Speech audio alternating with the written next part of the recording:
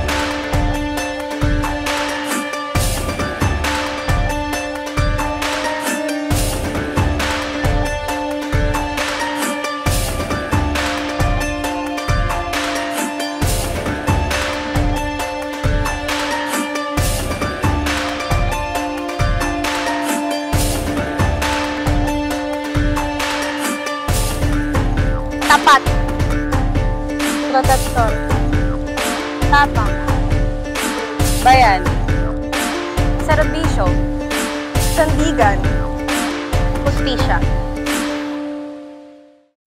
A pleasant day everyone, I am Princess Mira B. Borabo and I am here to interview our chosen leader.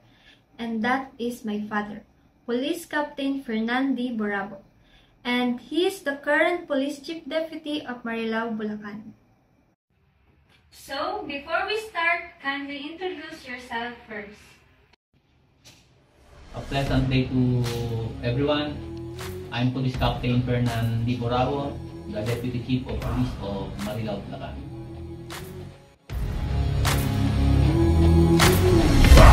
I can hear destiny calling out my name.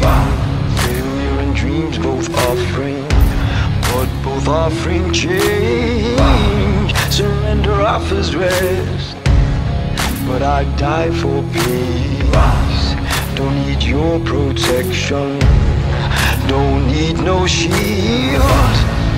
Now watch me bleed, now watch me bleed, now watch me bleed, now watch me bleed. The winds of life are blowing, it brings down like...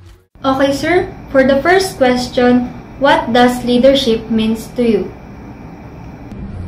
Well, leadership is an action, not a position. Kindly describe the key actions and behaviors of the person that you've experienced as your best leader. They are persons who seize opportunity and potentials to their people. They aim the best and push their people to take the opportunity to grow in their career and in their personal life. In your own opinion and insight, sir, are leaders born or made? For me, they are born. The capacity to lead and their attitude in leading are inherent to them.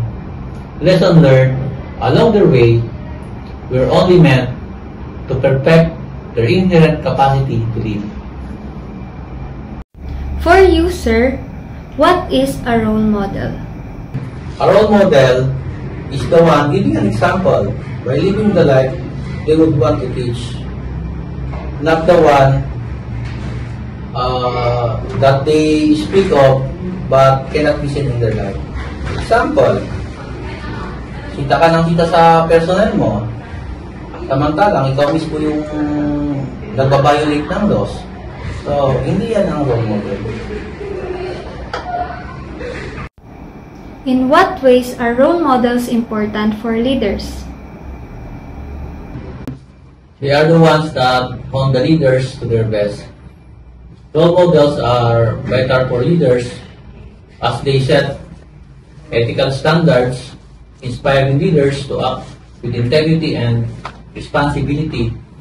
They also encourage a mindset of continuous growth, helping leaders adapt and improve in the face of challenges.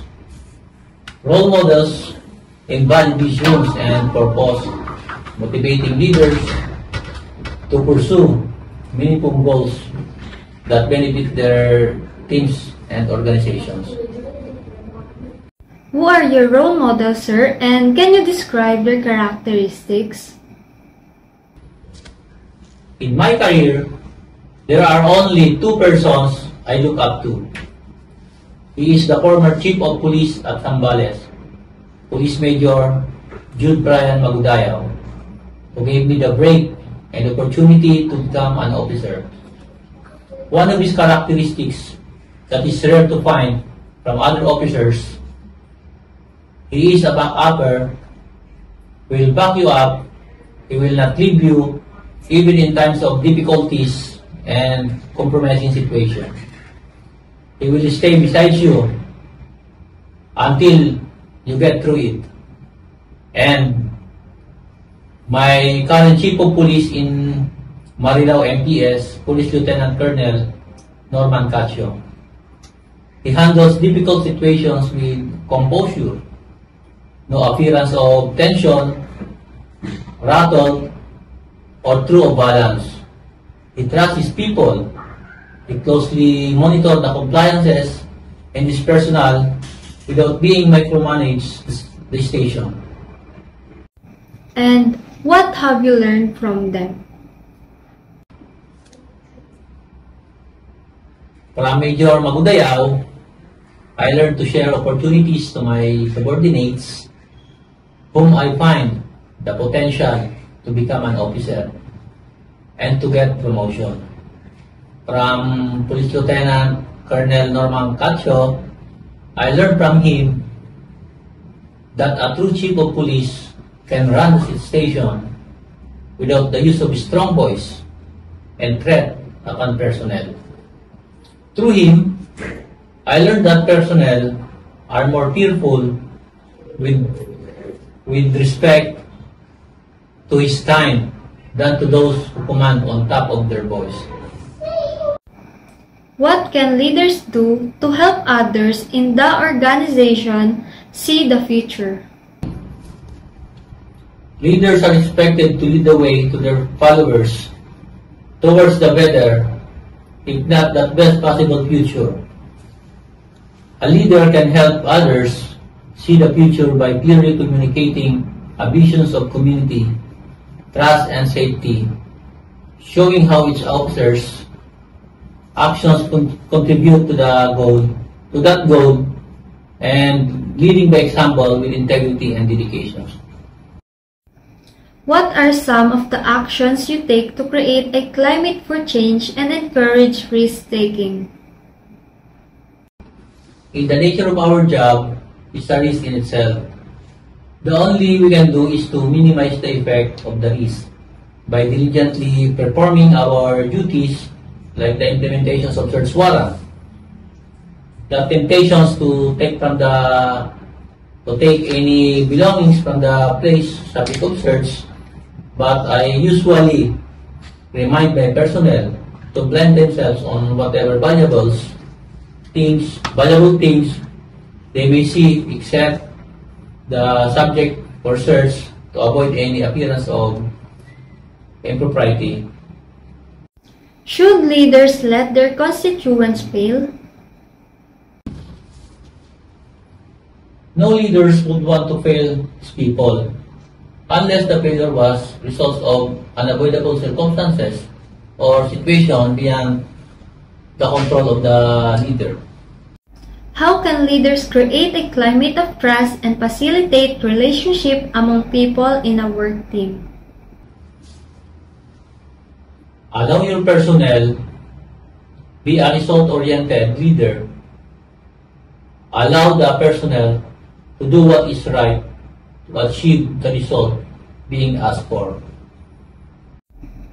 What are 3 things that can be done to improve in each leadership practice? You should know how to balance in your handling of your personnel, not too tight, but not too loose as well. But fail not to remind them of their proper way to prevent them from deviating from what is right to wrong. 3 things to be done to improve leadership. Leadership has no strict role to follow it. It's a unique way of leading your personnel, as such I usually employ. Knowing my personal capacity, a little of educational training and family background. Why? Knowing them will lead you how to handle them. Each person has the unique personality and unique capability. In order your people will excel to their field, they must be placed properly. Although in our professions, you can choose where to be placed at. Kung ano ang ginabang order, we will follow, but following that the order would mean placing personnel to a task that he is not equipped of, like the new technologies now that PNP is adapting.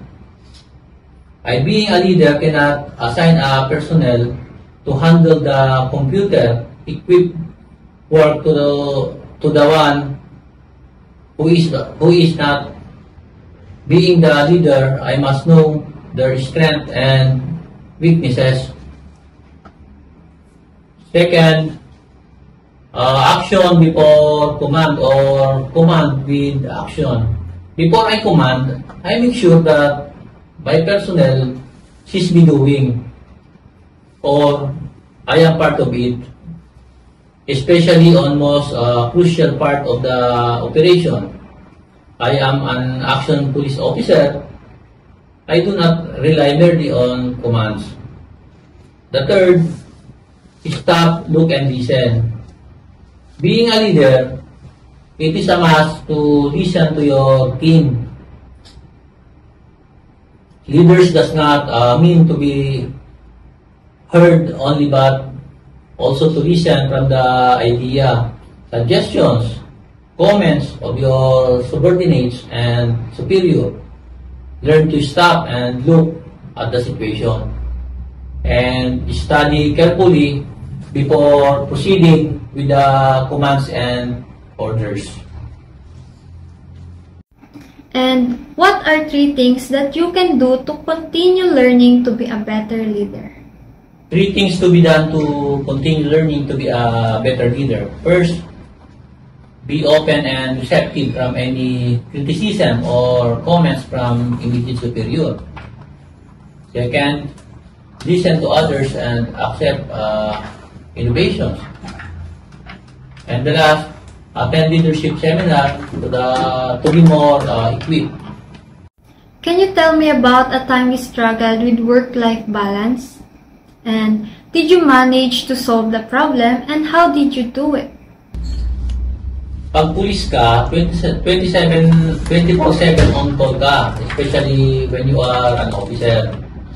While all the families in the world are celebrating their Christmas and New Year's anniversaries and birthdays of their loved ones, kami nasa duty, and during these times, naka-full alert status pa. So our celebrations with families are usually after the holidays. In my case, as a deputy chief of police, these are part of my struggle, especially when my children were still away from me, as they were in the care of their grandparents in Quezon Province, while I was assigned in Zambales, then to Bulacan, where I cannot take them beside or close to me because of the mobility of my work. I can only see them. Then too seldom. I have to endure my loneliness of their presence, more so on special occasions of the year and their lives. But when they grew up already and can handle themselves and personal hygiene on their own, I took the risk of bringing them close to me to pay for the time wasted. I think spending time with them now is worth through. Sometimes I feel irritated because of the hard-headed attitude, while there are instances where we don't understand each other, maybe because we are trying to fill the gap of knowing each other, resulted by their growing while I was away. But now, it would be easier for me to be with them because of their proximity and my workplace.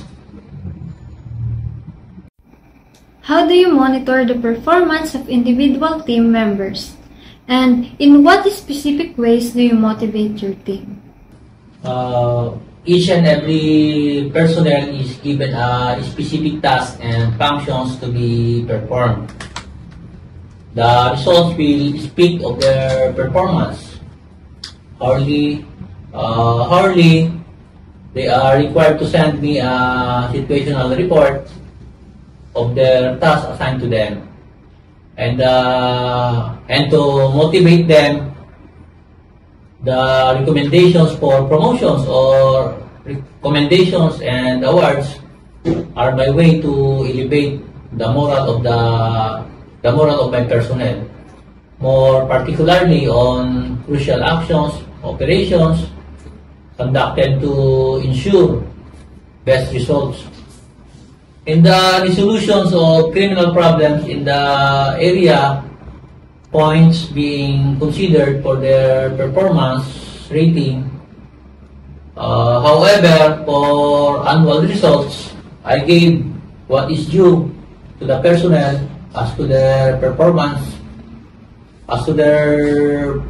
rating, and their best performance is felt by any increase in the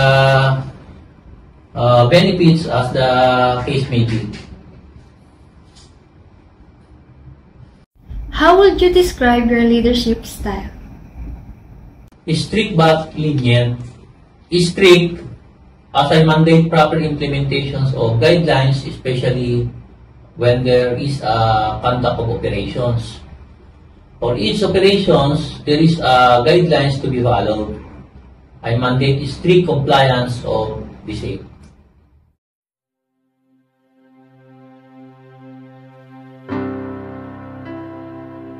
Sa lilim ng gabi, init ng araw, may mga bayaning hindi mapantayan ng dangal.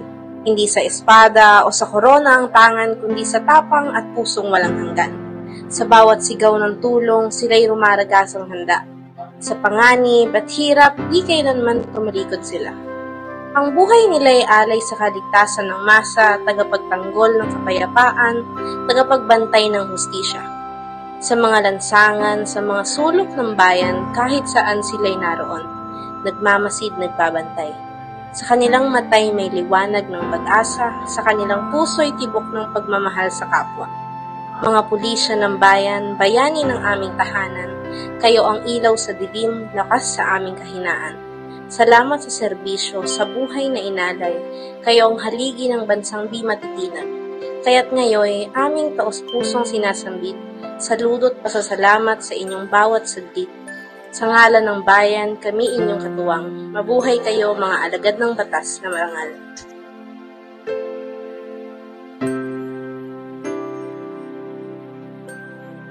Salamat sa inyong katapangan at walang sawang serbisyo para sa kapayapaan.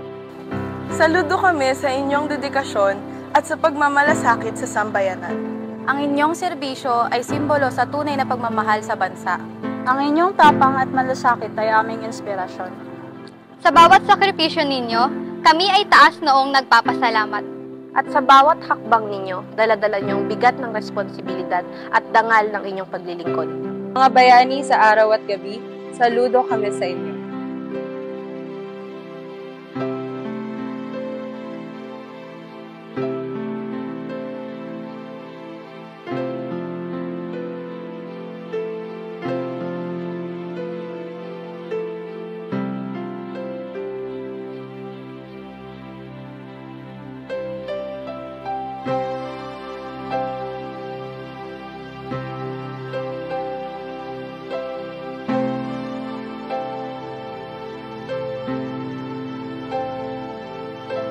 Thank you.